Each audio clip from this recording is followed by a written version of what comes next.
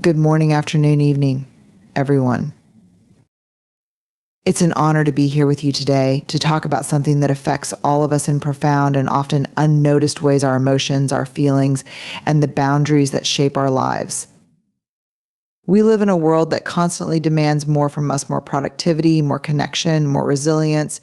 But what if the key to finding true well-being and deeper relationships lies in a place we often overlook: our own emotional landscape and the boundaries we set to protect it? At the core of who we are emotional beings. Emotions aren't just something we feel, they are a part of our biology, our survival instinct, and our connection to the world around us. But while emotions are universal, the way we process and express them is unique to each of us.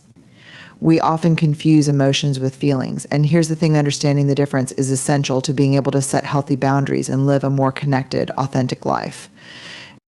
So let's dive in. Let's start with a truth that is both simple and profound. You cannot manage what you are not aware of. Emotional awareness is the foundation of all meaningful self-growth, connection, and resilience. It is the ability to recognize and understand your emotions as they arise, not after the fact, not days later when you're replaying a conversation in your head, but in the moment as they unfold. Why does this matter? Because emotions are the raw data of your inner life. They are the signals your body and mind send you to say, hey, pay attention, something important is happening here. They alert you to your needs, your values, your fears, and your desires. Emotional awareness isn't about controlling or suppressing those signals. It's about listening to them and responding with intention. Emotions as information, not instructions. One of the biggest misconceptions about emotions is that they are instructions. If I feel angry, I must lash out. If I feel afraid, I must run. If I feel sadness, I should retreat. But emotions are not directives, they are data. Let's say you feel anger rising in a conversation. Your heart races, your jaw tightens, your body sends you into fight mode. The anger is your body's way of saying there's a boundary being crossed here, or something important to you feels threatened. The anger itself isn't the problem, it's what you do with it. Do you lash out without understanding it, or do you pause, acknowledge it, and use it as fuel for meaningful action? When you become aware of your emotions, you gain the power to respond instead of react. You can ask yourself, what is this emotion telling me? Anger might be pointing to a boundary you need to set. Fear might be asking you to prepare for something unknown. Joy might be reminding you of what brings you meaning. The cost of emotional avoidance. Here's the tricky part: most of us aren't taught to value our emotions. Many of us grow up hearing things like, don't cry, you're too sensitive, or just tough it out. We learn to suppress, to numb, to distract ourselves from what we're feeling. But when we disconnect from our emotions, we lose access to the signals that guide us toward a more authentic and connected life. Avoiding emotions doesn't make them go away. Instead, they find other ways to surface through anxiety, stress, burnout, or even physical symptoms. Emotional awareness is the antidote to this. When we allow ourselves to feel, to truly acknowledge what's happening inside, we start to process and release those emotions instead of carrying them around like invisible weights. How to build emotional awareness. So, how do we cultivate this awareness? It starts with 3 simple but powerful practices. Pause and notice. And notice. Throughout your day, take a moment to pause and check in with yourself. Ask, what am I feeling right now? Don't overthink it. Your body often knows before your mind does. Are you tense? Restless? Calm? Just noticing is a powerful step. Just name it to tame it.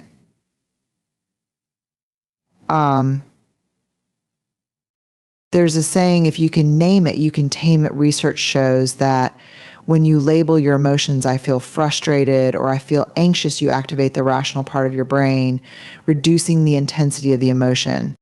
Naming your emotions doesn't make them disappear, but it helps you create space to process them more effectively. Get curious, not judgmental. When emotions arise, resist the urge to judge them as good or bad. Instead, get curious. Ask yourself, why might I be feeling this way? What is this emotion trying to tell me? This curiosity allows you to explore deeper truths about yourself and your needs. The ripple effect of emotional awareness. When you build emotional awareness, it doesn't just benefit you, it transforms your relationships. When you understand your own emotions, you become better at recognizing and empathizing with the emotions of others. You stop reacting to people from a place of defensiveness or misunderstanding, and you start responding from a place of compassion and clarity. Imagine that someone close to you says something that stings. Without emotional awareness, you might snap back or retreat into silence. But with awareness, you pause. You realize, I'm feeling hurt because I value their opinion and I feel unappreciated. That pause allows you to respond differently, to express your feelings calmly, to set a boundary, or even to realize that their comment wasn't about you at all. Emotional awareness is a lifelong practice. Here's the thing about emotional awareness, it's not a skill you master overnight. It's a practice, a daily commitment to paying attention, to being present with yourself, and to leaning into your emotions, even when they're uncomfortable. And let's be honest, it's not always easy. There will be moments when you'd rather scroll through your phone or distract yourself than sit with your feelings. But the more you practice, the more natural it becomes. Over time, you'll notice that you're less reactive, more grounded, and more in tune with what truly matters to you. A call to action. So I'll leave you with this challenge today. Take one small step toward emotional awareness. The next time you feel something, anything, pause, notice it, name it, get curious about it. You don't have to fix it or act on it. Just let it be there and see what it has to teach you. Because when you become aware of your emotions, you don't just understand yourself better, you give yourself the power to live more authentically, to connect more deeply, and to navigate life with a sense of clarity and purpose. Thank you, Doc. Let's start with a question. How many of you have ever felt overwhelmed by your emotions, only to realize later that the situation wasn't as bad as it seemed? That's the power of feelings. They shape how we experience the world, but they don't always tell the full truth. Feelings are the stories we create about our emotions. They don't exist in isolation. They are layered, complex, and deeply personal. While emotions are universal, fear, joy, sadness, anger, the way we feel those emotions depends on the meaning we assign to them. For example, two people might experience the same core emotion, fear, but their feelings about that fear might be entirely different. One might interpret it as anxiety. This is too much. I can't handle this. The other might interpret it as excitement. This is challenging, but I'm ready. The difference. The story each person tells themselves about what that emotion means. Feelings are our interpretations. Feelings arise when we try to make sense of our emotions. Imagine your emotions as raw data, a signal from your body and brain saying, pay attention, feelings are the narrative we create to explain that signal. Sometimes those narratives are empowering, and other times they can be limiting or even misleading. Here's an example. Let's say you're feeling sad. The emotion itself is a natural response, perhaps to a loss, a disappointment, or even just a gloomy day. But the feeling might come with a story like, I'm not good enough, or no one cares about me. That story isn't necessarily true, but it colors how you experience the sadness, making it heavier, deeper, and harder to navigate. The problem with the stories we create. The stories we attach to our feelings often come from our past experiences, our upbringing, and even the cultural messages we've absorbed. If we grew up in an environment where emotions weren't validated, we might tell ourselves stories like, I shouldn't feel this way, or I'm weak for feeling upset. These stories can be harmful because they disconnect us from the truth of our emotions. Instead of simply acknowledging what we're feeling, we judge it, suppress it, or try to explain it away. And when we do that, we miss the opportunity to understand what our emotions are really trying to tell us. Feelings as a mirror. Let's talk about boundaries. We hear this word so often, but do we truly understand what it means and why it's so important? Boundaries are not walls we put up to keep people out. They are bridges that help us navigate relationships with respect, clarity, and intention. They are an act of self-respect and self-care, a way of saying, this is what I need to protect what matters most to me. Boundaries are how we protect our time, energy, emotions, and values. They define what we are willing to accept and what we are not. They are not about controlling others. They are about being clear about our own limits and honoring them. What are boundaries, really? A boundary is like a personal guideline. It tells you and others what is acceptable in your life and what isn't. It's not about being rigid or unkind. It's about being clear. Boundaries can exist in every area of our lives. Emotional boundaries, protecting your feelings and emotional energy. For example, saying no to someone who constantly unloads their problems on you without considering your emotional capacity. Physical boundaries, respecting personal space and physical limits. For instance, letting someone know when you don't feel comfortable with physical touch or need space to recharge. Time boundaries, honoring your time and commitments. This could mean declining a meeting that isn't a priority or ensuring you have time for self-care amidst your busy schedule. Mental boundaries, protecting your thoughts and beliefs. For example, not engaging in debates that feel disrespectful or unproductive. Relationship boundaries, defining what is healthy and respectful in your relationships, whether it's with a partner, a friend, or a coworker. Healthy boundaries don't push people away, they bring them closer. When you set boundaries, you're showing others how to respect and support you. You're also modeling self-respect, which inspires others to do the same. Imagine a relationship where both people are clear about their needs and limits. There's no resentment, no guessing, no guilt, just mutual understanding and respect. That's the power of boundaries. They create space for relationships to thrive, not just survive. Boundaries are freedom. Here's the truth about boundaries. They're not restrictive, they're freeing. When you set boundaries, you free yourself from the burden of overcommitment, from the exhaustion of saying yes to everything, and from the resentment of unmet needs. You free yourself to focus on what truly matters to you. Boundaries give you permission to prioritize your well-being. They allow you to show up in the world as your best, most authentic self. And when you honor your boundaries, you inspire others to do the same. A call to action. So I leave you with this challenge. Take a moment to reflect on where you need boundaries in your life. Is there a relationship, a habit, or a situation where you're overextending yourself? What would it look like to protect your time, energy, and values in that area? And remember, boundaries are not about being perfect, they're about being intentional. Start small, be patient with yourself, and trust that every step you take toward protecting what matters is a step toward living a more aligned, fulfilled, and authentic life. Thank you. Emotional resilience, the ability to adapt, recover, and grow through challenges, doesn't come from suppressing our feelings or pretending we're okay when we're not. It comes from a deep and intentional process of integration, weaving together our thoughts, emotions, and experiences into a coherent whole. It's about embracing the messy, imperfect parts of ourselves and finding strength not despite them, but because of them. Integration isn't about compartmentalizing or controlling our emotions. It's about learning from them, connecting with them, and allowing them to guide us toward greater self-awareness and growth. When we integrate, we bring together all the parts of ourselves, our joy and sorrow, our fear and courage, our triumphs and failures, into a unified, authentic self.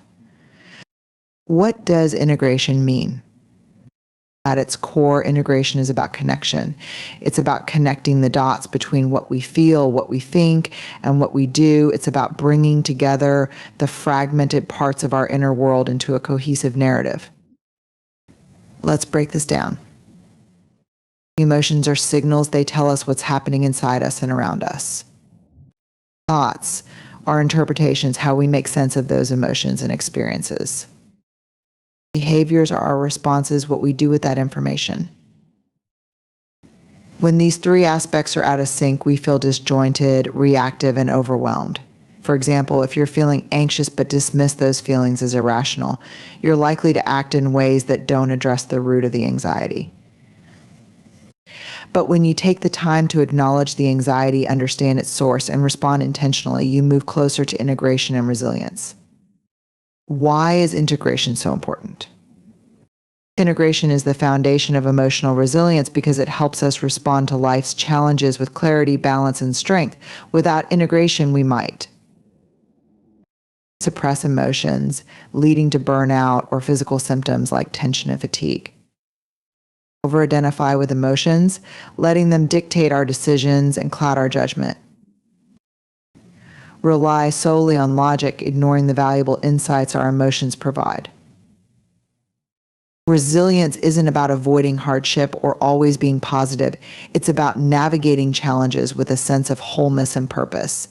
Integration allows us to process our experiences fully, extract meaning from them, and move forward with greater strength and self-awareness. The components of integration. To build emotional resilience through integration, we need to work on 3 key areas. 1, emotional awareness. The first step toward integration is understanding and acknowledging our emotions. This means moving beyond labels like good or bad and recognizing emotions as natural, valuable signals. For example, anger might indicate that a boundary has been crossed. Sadness might point to a loss or unmet need. Anxiety might signal uncertainty or a desire for control. When we become curious about our emotions instead of avoiding or judging them, we create space for integration. Emotional awareness helps us see the bigger picture and respond intentionally rather than react impulsively. 2, self-reflection. Integration requires us to connect our emotions to our thoughts and experiences. This involves asking questions like, why am I feeling this way? What thoughts are fueling this emotion? How does this connect to my values, needs, or past experiences? For example, if you're feeling unappreciated at work, self-reflection might reveal that this emotion is tied to a deeper value, perhaps recognition or fairness. Understanding this connection allows you to respond in a way that honors your values, rather than letting resentment build. 3, intentional action. Resilience isn't just about understanding ourselves, it's about using that understanding to guide our actions. Once we've acknowledged our emotions and reflected on their meaning, we can make choices that align with our values and needs. For instance, if you're feeling overwhelmed, integration might lead you to set a boundary, delegate a task, or take time for self-care. These actions not only address the immediate challenge, but also reinforce your sense of agency and self-respect. Barriers to integration. While integration is essential for resilience, it's not always easy. Here are some common barriers and how to overcome them. Emotional avoidance. Many of us are uncomfortable with difficult emotions like anger, sadness, or fear. We might distract ourselves, numb out, or push those feelings away. But avoidance only delays the process of integration. Instead, try sitting with your emotions and asking, what is this feeling trying to tell me? Negative self-talk. Our inner critic can make integration difficult by dismissing our emotions as invalid or unimportant. Practice replacing judgment with curiosity. Instead of thinking, I shouldn't feel this way, try asking, why do I feel this way? Lack of support. Integration is a personal journey, but it doesn't have to be a solitary one. Sharing your thoughts and feelings with a trusted friend, therapist, or mentor can provide valuable perspective and support. Practical steps toward integration. If integration feels overwhelming, start small. Here are some practical ways to begin. 1, name it to tame it. When a strong emotion arises, pause and name it. I'm feeling frustrated or I'm feeling anxious. Research shows that naming our emotions reduces their intensity and helps us process them more effectively. 2, journal your thoughts and emotions. Writing is a powerful tool for integration.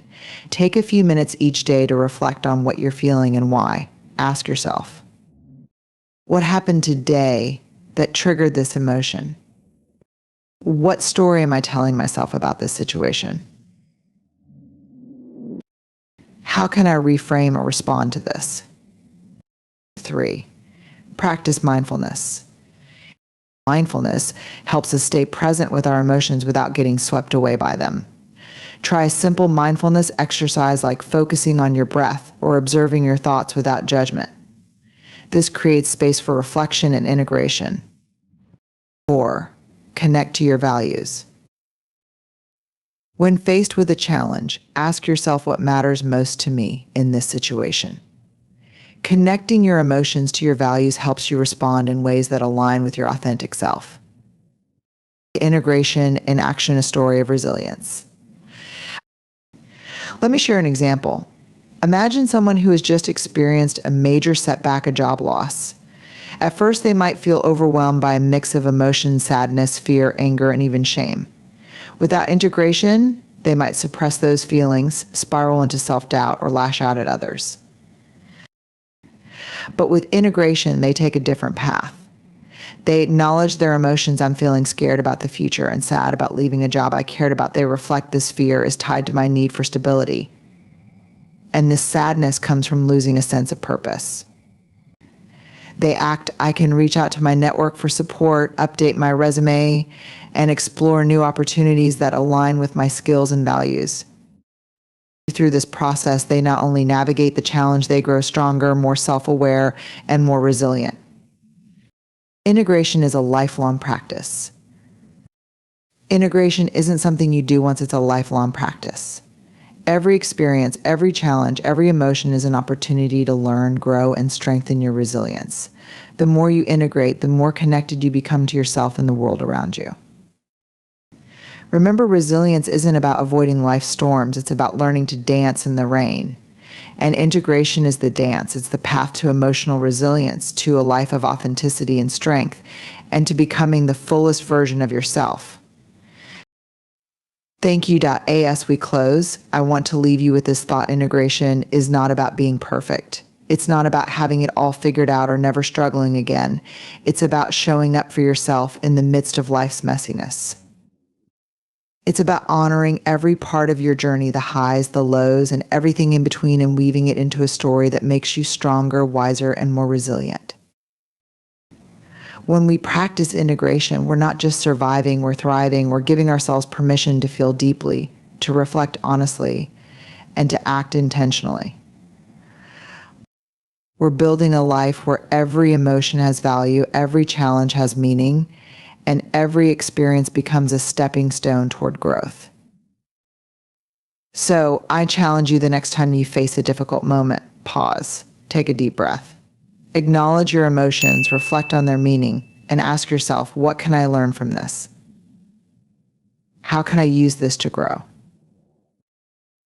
Because the path to emotional resilience isn't found in avoiding hardship, it's found in embracing it, integrating it, and letting it shape you into the person you're meant to be. Thank you.